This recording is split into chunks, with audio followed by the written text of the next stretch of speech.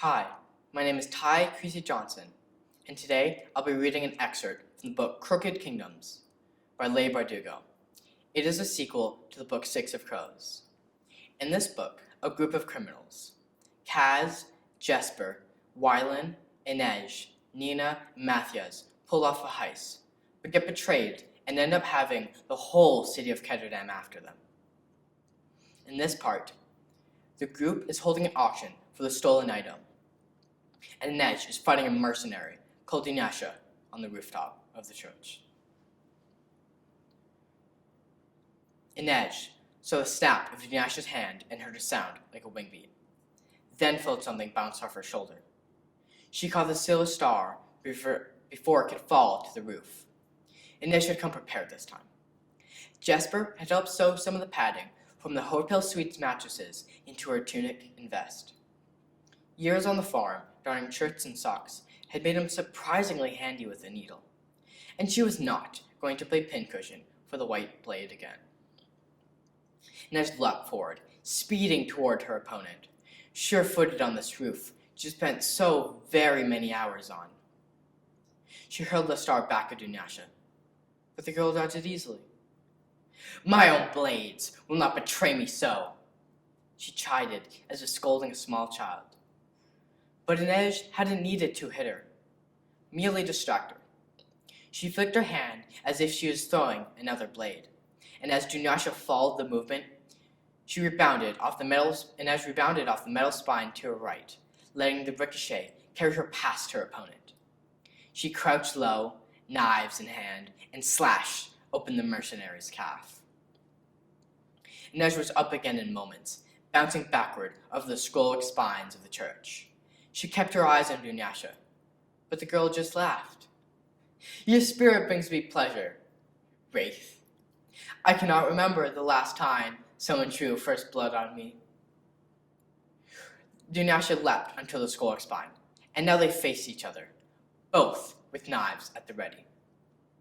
The mercenary lunged, slashing out, but Inej did not let herself follow the instincts she'd fought so hard to learn on the streets of Ketterdam.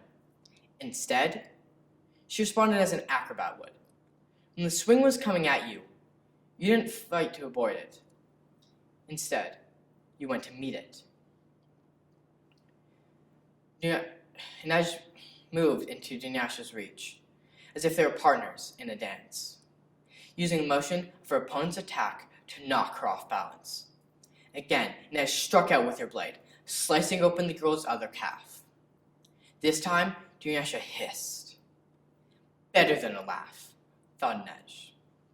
The mercenary whirled, a compact movement, spinning on her toes like a dagger on its point.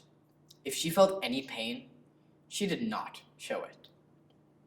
Her hands held two curved blades now, moving in sinuous rhythm as she stalked Inej along the metal spine.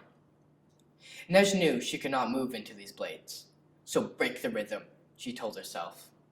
She let Dunyasha pursue her, giving up ground, skittering backward along the metal spine till she saw the shadow of a tall finial behind her. She feinted right, encouraging her opponent to lunge forward, but instead of checking her feint and keeping her balance, Inej continued to let herself fall. And in the same moment, she sheathed her blades and seized hold of the finial with one hand, swinging her body around to the other side. Dunyasha grunted in frustration as her blades clanged against the metal spine. Inej leapt from skull to skull, racing over the rooftops to the thickest of the metal spines, following it up the humped back of the cathedral. It was like walking on the fin of a great sea creature. Dunyasha followed, and Inej had to respect that her movements were just as smooth and graceful with two bleeding calves. "Are you going to run all the way back to the caravan, Wraith? You know it's only a matter of time before this ends and justice is done." "Justice? You are a murderer and a thief. I was chosen to rid the world of people like you. A criminal may pay my wages, but I have never taken an innocent's life." The word sounded like a discordant note inside Inej.